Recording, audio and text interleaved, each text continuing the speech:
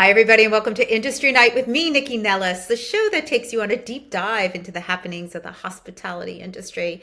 Every week, I get to talk to an incredible array of talented people about their passions and their professions. Now, I want to thank all of you who listen regularly and watch us on YouTube as well. But a little background on me, if you're new here, I've been covering the food, beverage, and hospitality scene for the last 20 years through a variety of outlets: print, online, TV, radio, podcast, social. 20 years of the list areyouonit.com. It's really like 23 years of the list areyouonit.com, the online e-zine that tells you about every restaurant opening, food and wine promotion and happening in the DC metro area. Every Sunday you tune into my other show, Foodie and the Beast, DC's only food and wine radio show. It is a variety show, and we just celebrated 16 years on air. In case you're wondering who is the foodie and who is the beast, I am the foodie, and my husband David, riding on my coattails, is the beast.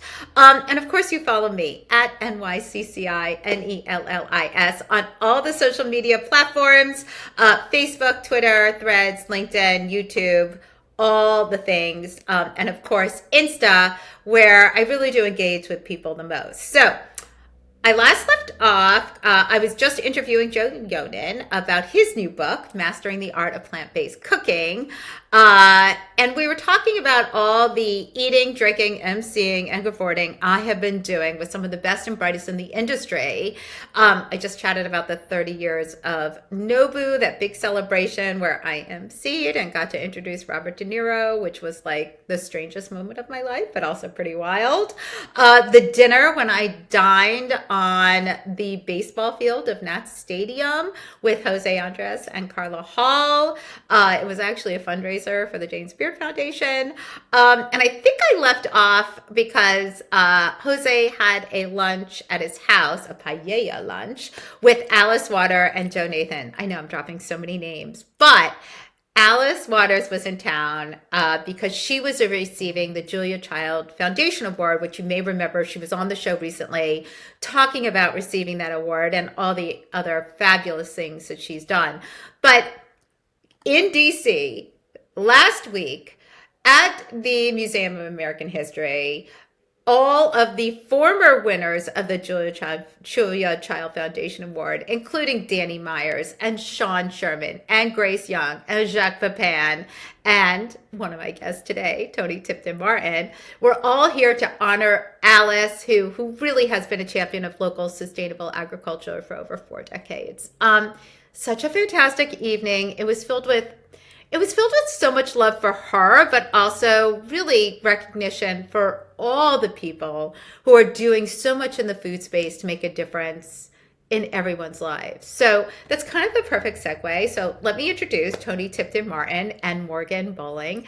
Their glorious new cookbook, which I was joking with Morgan, is like weightlifting, which I'm here for because I need to build up my 55-year-old woman arms. When Southern Women Cook. This is from America's Test Kitchen. And this book really, wait, I'm holding it wrong. Here we go. This book really reflects the diversity of the South, the women who live there and their personal culinary histories. And my understanding is that this book came together thanks to Toni, who is the editor-in-chief at Cook's Country Magazine, and Morgan, who is the executive editor at the publication, that it's really based on not just their roles, but their conversations about the intersection of food and women empowerment. So there are more than 70 women, several of whom, by the way, have been on the show, and they share their Southern roots through storytelling and recipes. And yes, there's recipes for fried chicken. Actually, I think there's eight recipes, and we're going to find out why. But there's so many other favorites, and more importantly, Toni and Morgan provide a space for women to sort of take control of that Southern culinary narrative. So when Southern Women Cook, History, Lore, and 300 Recipes. And if you do not know, Toni Tipton Martin is a multi-time James Beard award-winning author. She also, as I mentioned earlier, received the Julia Child Foundation Award, and she is one of the founders of the Southern Foodways Alliance. And Morgan Bolling, as I mentioned, is executive editor of Cook's Country, but she's also a TV celebrity as a cast member of the Cook's Country TV show. So I want to thank you both for joining me today. And I really want to start, Toni, if you don't mind, with you, with the Southern Foodways Alliance, because it seems like your experience with that organization was sort of like what really brought you to this book. Well, thank you for that generous intro. And yes, it's a pleasure to be here with you and to talk about the origin story behind this book, which is a book of origin stories. So it's kind of a cool moment here. But as I mentioned, I was part of the founding of Southern Foodways Alliance. And for those who might not be familiar with it, it is an organization that is based at the University of Mississippi. It is which is the institutional home for this organization that was conceived of in the late 90s by several prominent Southern cooks and writers who felt like the diverse stories of the South were not being told, that there was a perception that Southern food was only the saltiest, fattiest, most fried things that you could consume, and that there was this incredible division of labor so that Southern and Soul don't share any common ground, that African Americans were the only ones to provide any labor. Like there's just all of these inherent stereotypes and mythologies and legends associated with Southern cooking. And John Edgerton, Edna Lewis, and several others conceived of this idea that an organization of diverse people from the South would come together and talk about their diversity and their diverse interests and the diverse lanes that all come together to form what we know to be Southern cooking. So that original group, there were 50 of us that were invited to Birmingham, to the Southern Living headquarters where we were hosted. And over the course of the weekend, we hammered out the idea of an organization that would truly represent the diversity of the American South in annual symposium. And ultimately I was selected to be president of that group, even though I was from Southern California and not the South. I was going to ask, you were from the Southern somewhere, but not that Southern. I'm from the Southern part of California, but I am not a Southerner. But I had met John Edgerton years before, and he learned that we had a shared passion for telling the stories of women, Southerners, but women in particular. I had a deep interest in rewriting the history and the way that black women in particular were perceived and recorded in history.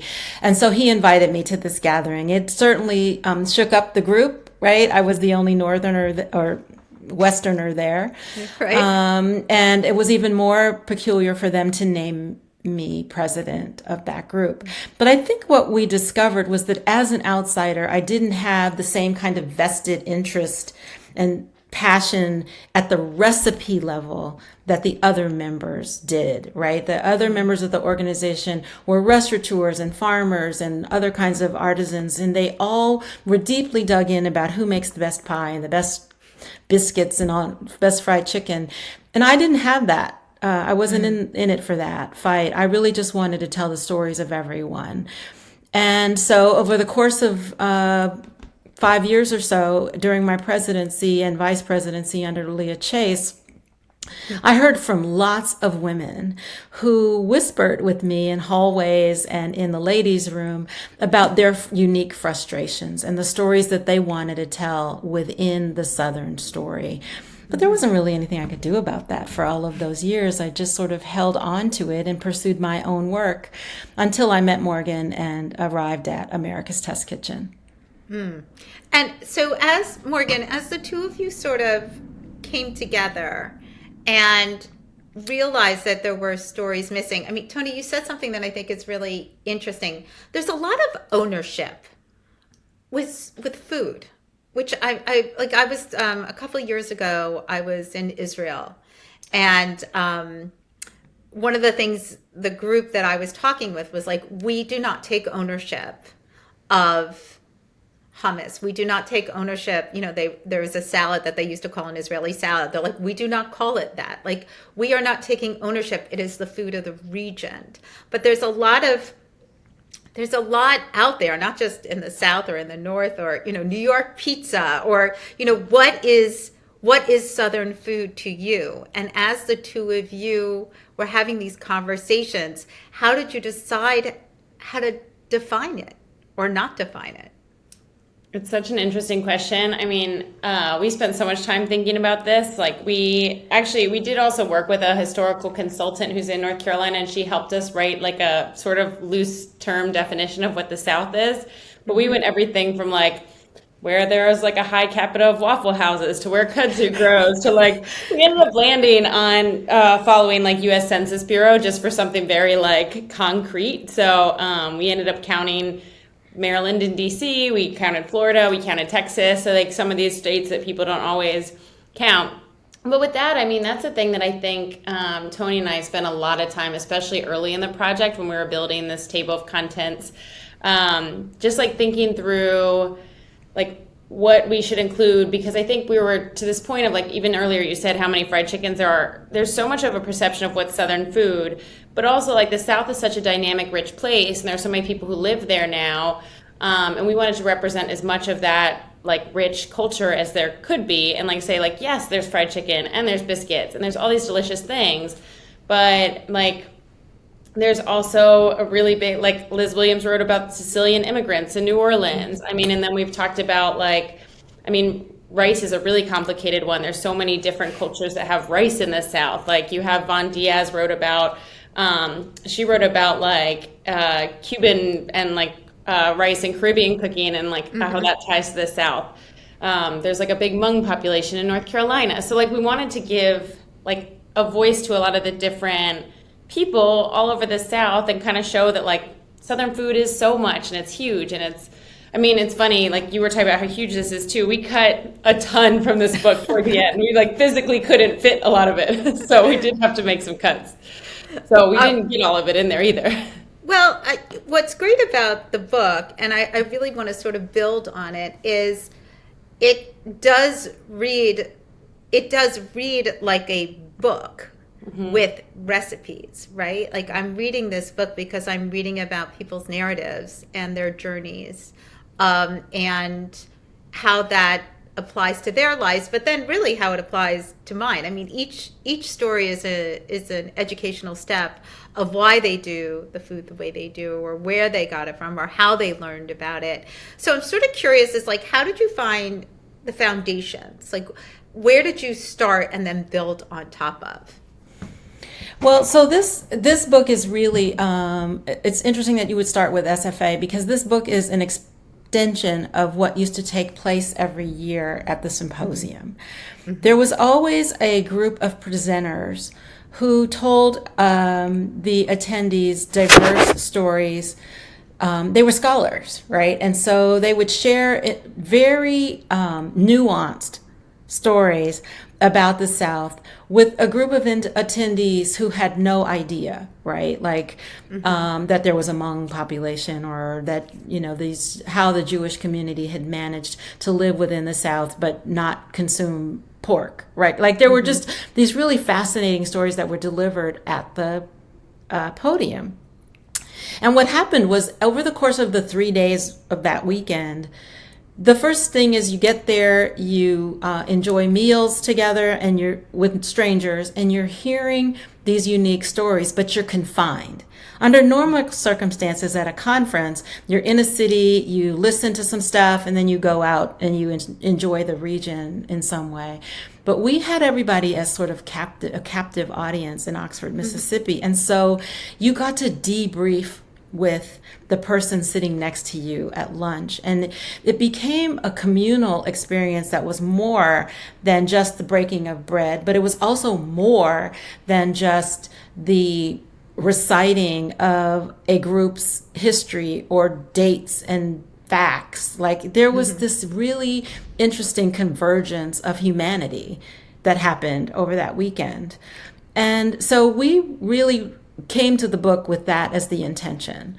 From the very beginning, we knew that America's Test Kitchen had a reputation for its rigorous recipe development, and my reputation for intentional storytelling as part of history.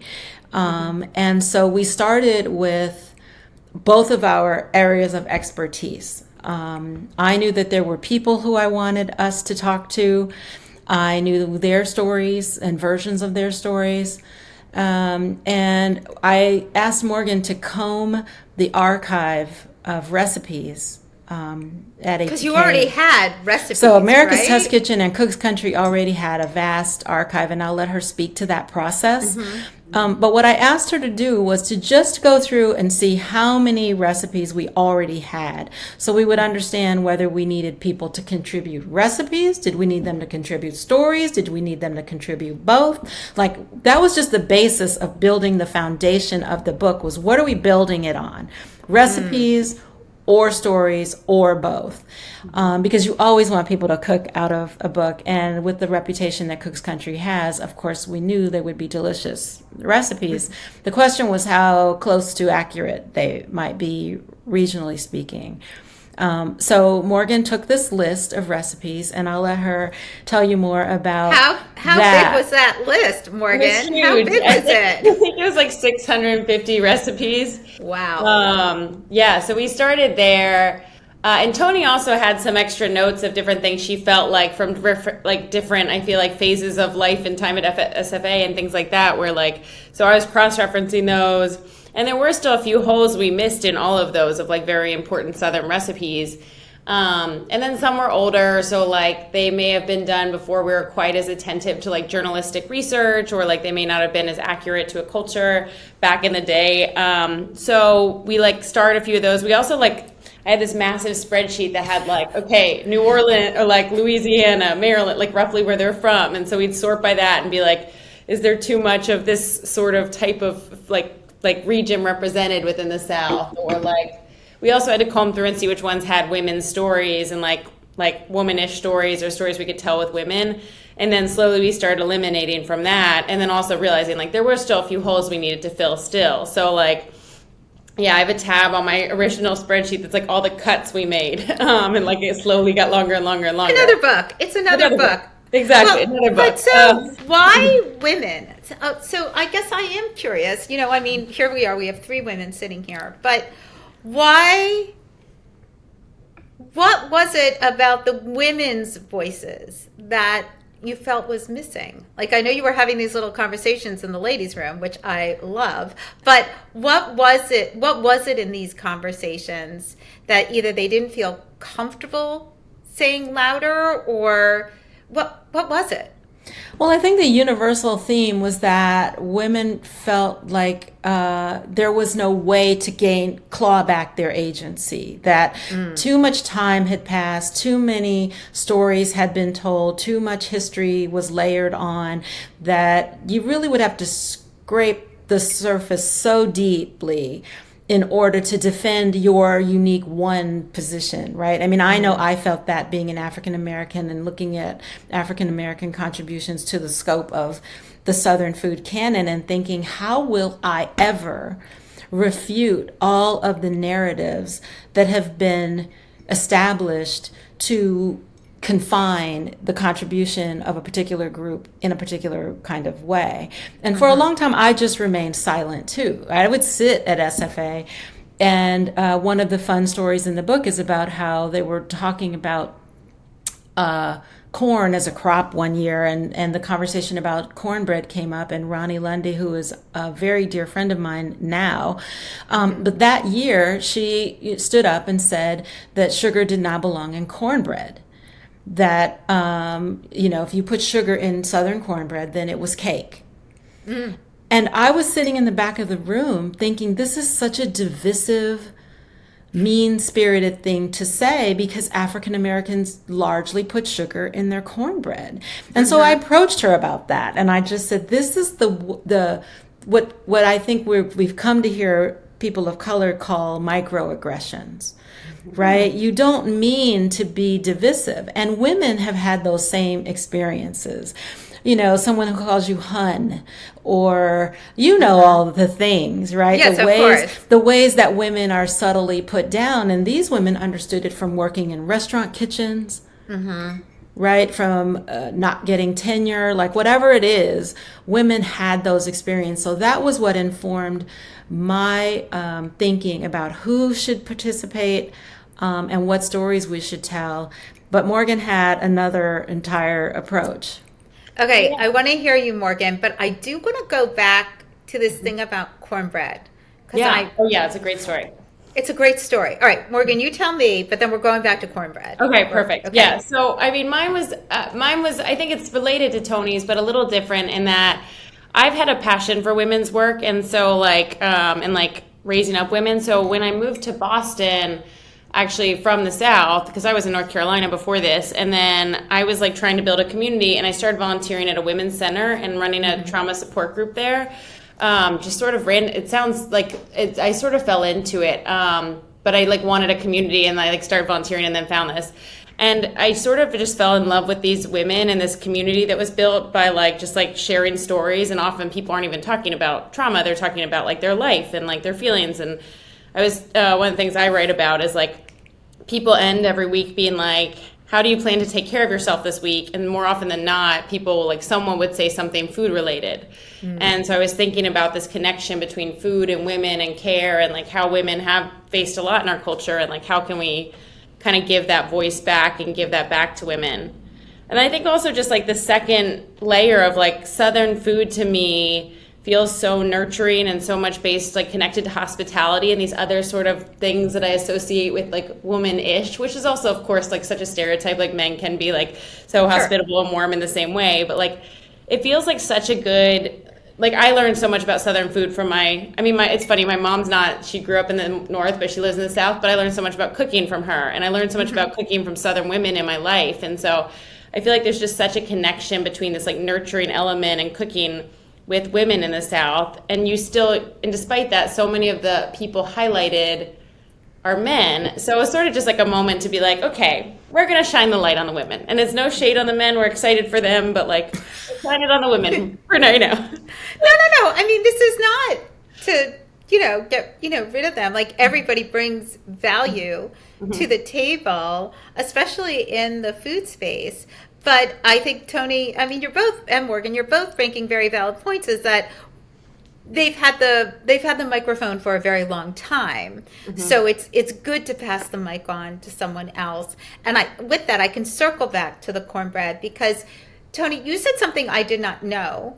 And I grew up in the North. I grew up in New Jersey, outside of New York City. I was telling Morgan this before, I didn't know anything about Southern cuisine as a cuisine growing up, because it wasn't a part of, I knew fried chicken, I knew biscuits, but I didn't know about the history behind it or any of that until really, I really did become a part of the food space, but also moving to the DC area, because DC is Southern adjacent. They're not really Southern. It's the upper South. They pretend. Some of that. It depends on who you talk to, because there's half of DC wants to be a part of the South. The other half of DC is no, we're more like New York. There's, whatever. It's a little schizo. But anyway, so I did not know that there was a big divide, that the African American community put sugar in their cornbread, which I'm sure there's a history to that, and that white Southerners did not, and that it was divisive. What is? What happened was, I gotta know. Well, so we can't make the distinction between white and black cornbread by using sugar, but you have to remember this was 20 years ago. And we're having all of these open conversations about race and gender and agency and class in the open now.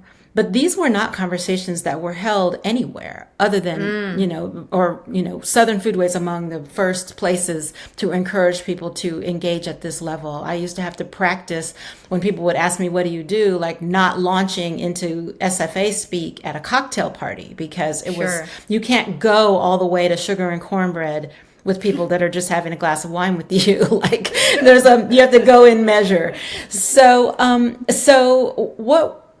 That's a gross generalization today. What I learned was I had the same experience you did. I grew up in Southern California, so I did not grow up with what was considered the soul experience.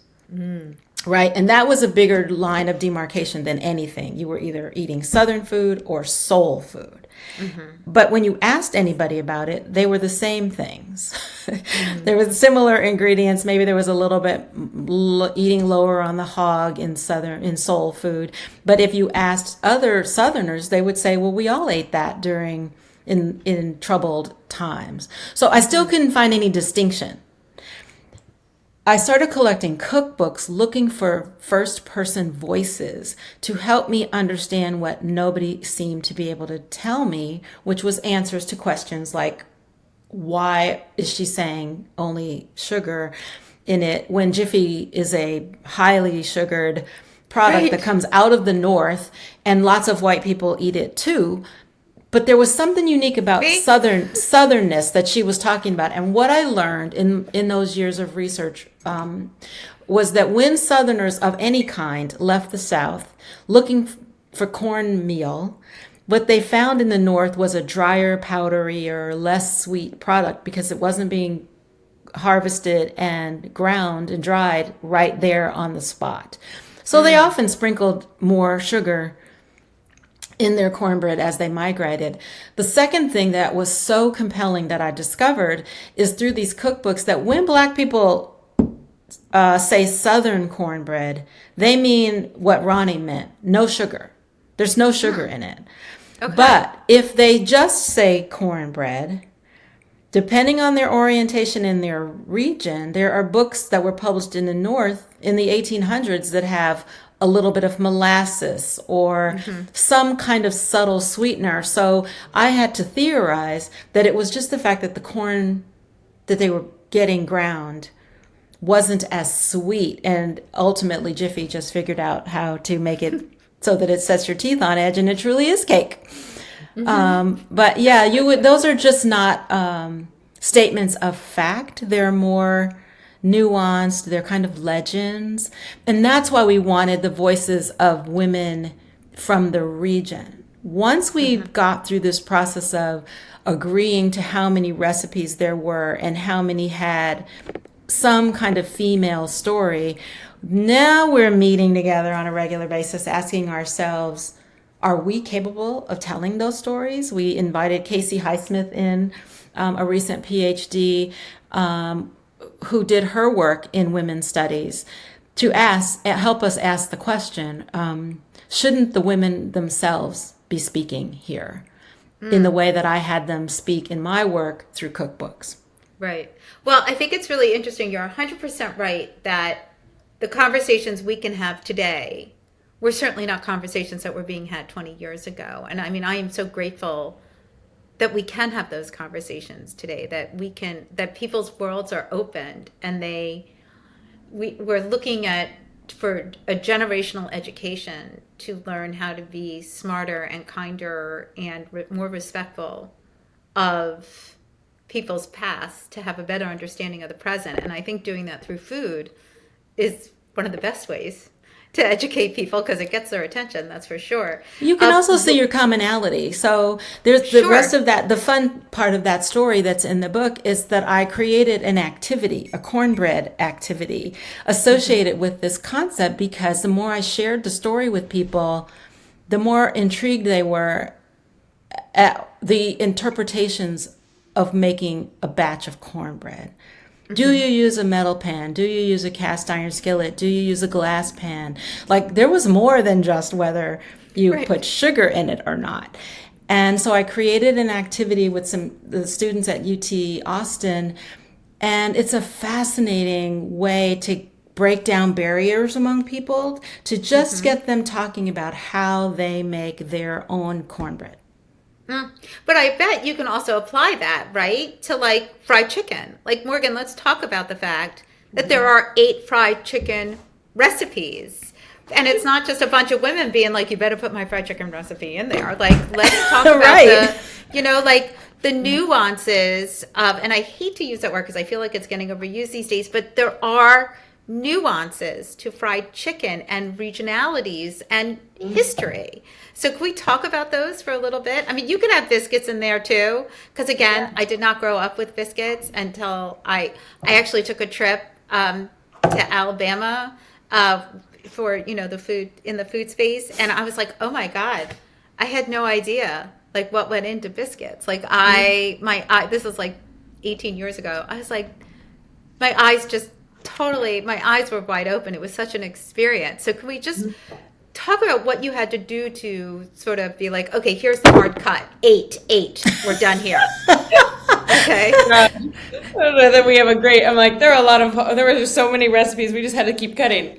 But fried chicken so there's like a whole fried chapter in here that Psyche Williams-Borson has a great intro for, because she talks about, which is another theme that comes up again and again in the book, about women supporting themselves by selling different types of food, which is also such an interesting thing to think about, a time when women didn't have the same economic freedom. So that opens it. And we have like an intro fried chicken, like a really easy, like if you're just trying to fry chicken for the first time, this is what you do. Because we wanted it to have this like really fun, approachable, like well-tested recipe. Like it does have a ton of recipes and well-tested recipes. So like for someone who's really just getting this to cook from, like we wanted that offering.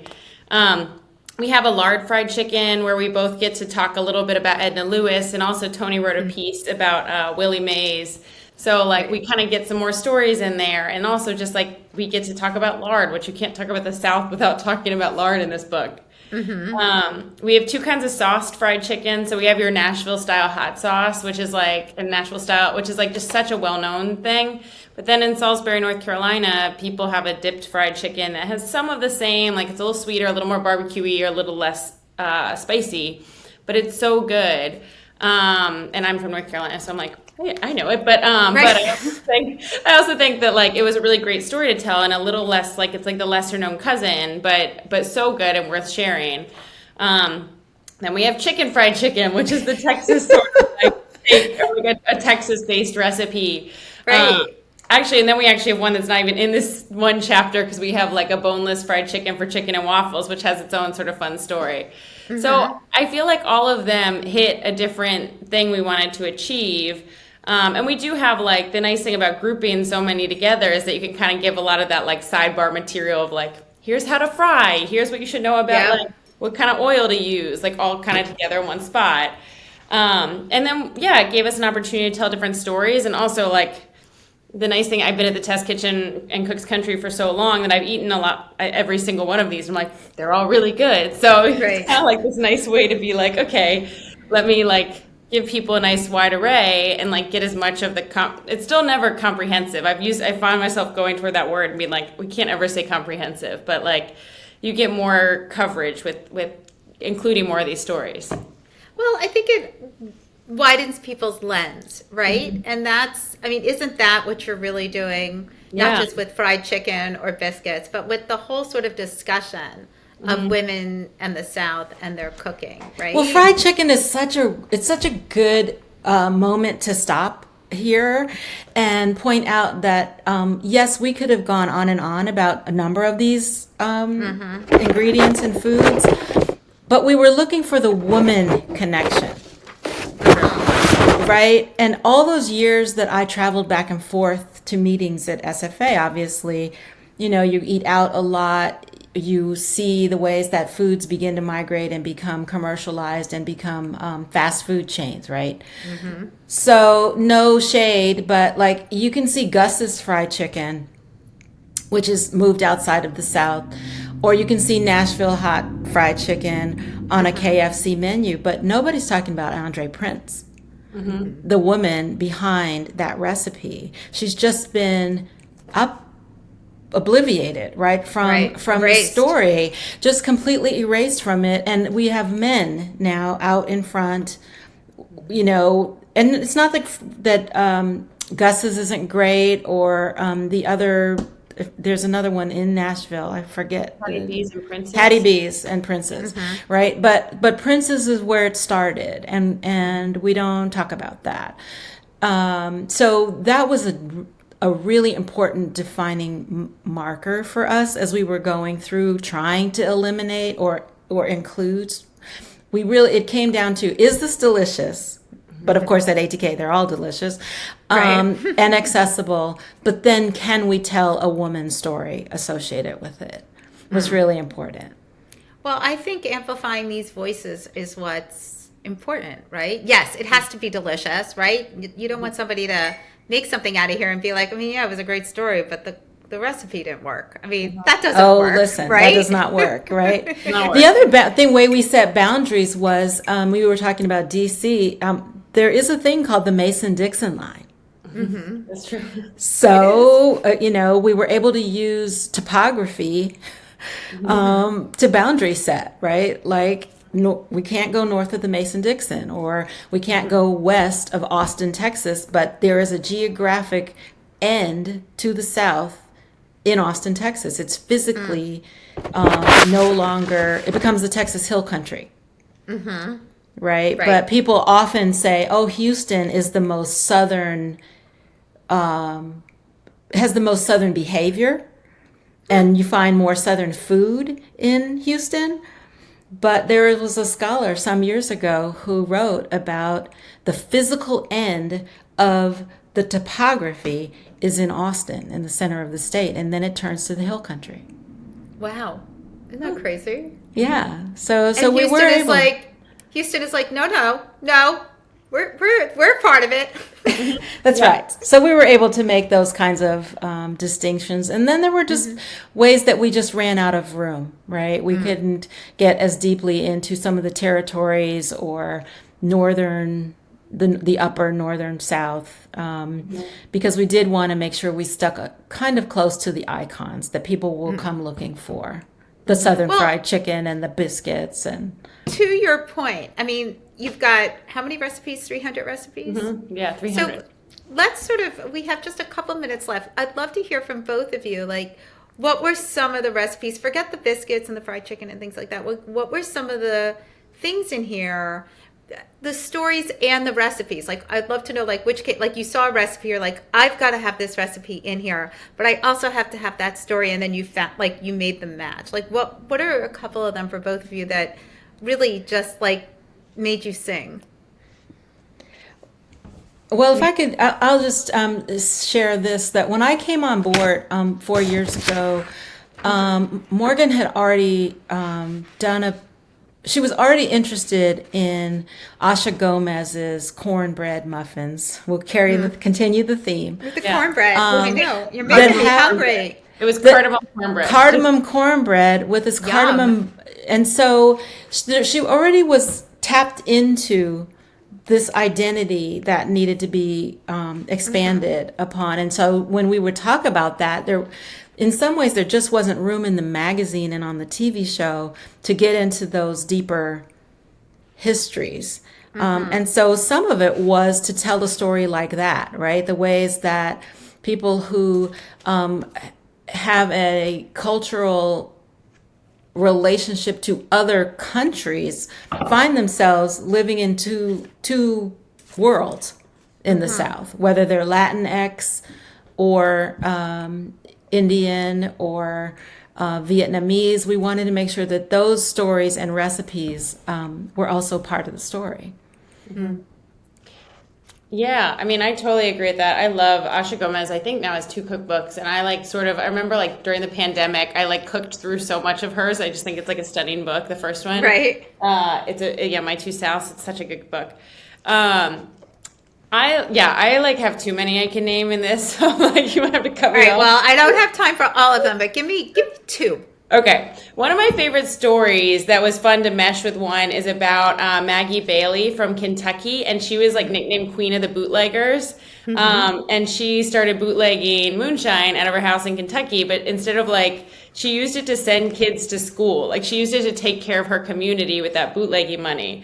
And they like talked about this idea of like how she was like above the law in the sense of like if someone ever tried to like get mad at her, like get her like in trouble, she'd be like, I have like so much power in this community. And I kind of like just love this vision of this like older woman. She was 101 when she passed away. And so like I love this. I mean, she was clearly not bootlegging then, but like I love this image. She was working until she was 95. So I love this image of her. And we paired that with mint julep just because we really wanted it to run next to something in the drink chapter. But mint julep also had so many interesting stories. In fact, I think Toni and I have talked about if we put mint julep in a magazine issue so we can continue telling stories tied to mint julep. But we wrote about Alba Huerta, it's a kind of a nice pairing to me because she's much more modern. Like she has this cocktail bar in Houston that's called Julep because it's based on a cocktail. And she has this beautiful book that has like 10 juleps in it. I have heard such amazing things about that place. Like I have got to get there. And I don't even drink cocktails, but I just want to. I mean, I'll drink a cocktail. Don't get me wrong, but it's not my go-to. I'm a wine girl. But I just everything I hear about that place, it just like there's so much sort of commitment to her heritage and the storytelling and every drink and the drapes and like everything has like something to tell. And I feel like I have to get there to see it. Well, we're hoping to be able to have a book signing there, so stay tuned. Okay, good. Yeah. Okay, well, stay tuned. Speaking of book signings, you guys have 2 coming up in the DC area. Yes. Yeah. Very excited about that. Yeah, I'm excited. When are you going to be in town? I'm like double checking so I don't misspeak to you. Hold on, I gotta look too. I know. Well, we can tell you that we will be at Politics and Prose on November Connecticut, November 11th, which is the night before the book actually drops. Okay, good. And then the next day at Bold Fork. Yeah, Great. November 12th. So I interviewed when Von Diaz was in town. I interviewed her for that at Bold Forks, and that was for her new book, which is so fabulous. And I just I love that space. It's just this little tiny bookstore, Love that space. I had a book signing there for Juke Joints, and there was a standing room outside the door. I bet. Wow. And I have no doubt. I have no doubt it'll be just like that again. We hope so. Listen, I could really. There's so much more to discuss, but just like you have more recipes to put in another book, I hope to have you both back at another time. So, Morgan and Toni, I want to thank you both for joining me today. The book drops in November. Everything you heard here today, you can find on the listareyounit.com, including their events, which I'm sure are already on the site. And of course, you want to follow me at NYCCINELLIS, because I am traveling, I am eating, I am drinking, I am reading cookbooks, and I'm talking to the most fascinating people in the food space. So stay tuned. I want to thank you all again for joining me today. Everybody be safe out there and have a delicious week.